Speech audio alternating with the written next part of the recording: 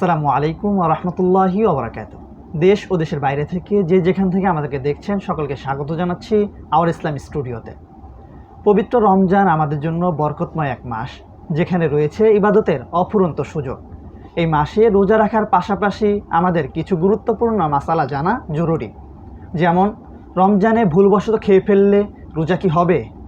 শরীরের ক্ষত স্থান থেকে রক্ত বের হলে রোজা কি ভেঙে যাবে? এনজিওগ্রাম করানো বা ইনজেকশন দেওয়া রোজার উপর কোনো প্রভাব ফেলবে কিনা?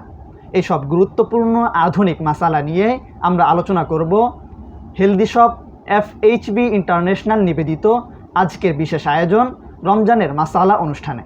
আমাদের সঙ্গে রয়েছেন রাজধানীর জামিয়া ইসলামিয়া দিলুর রোড মাদ্রাসার মুফতি ও সিনিয়র মুহাদ্দিস জুবায়ের আব্দুল্লাহ হাফিজাহুল্লাহ।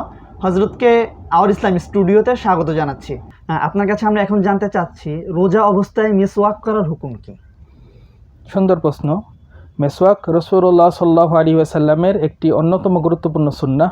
আল্লাহ রাসূল সাল্লাল্লাহু আলাইহি ওয়াসাল্লাম ইরশাদ করেছেন, আস-সিওয়াকু মাতহারাতুন লিল ফামি ওয়া মারদাতুন লির রাব্বি। অর্থাৎ মেসওয়াক করলে মুখের পবিত্রতা হয় এবং আল্লাহ রাব্বুল আলামিন এর ফলে খুশি হন।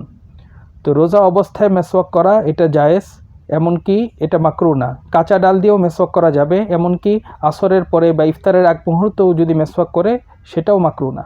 রোজা অবস্থায় সবসময় মেসওয়াক করার সুযোগ আছে।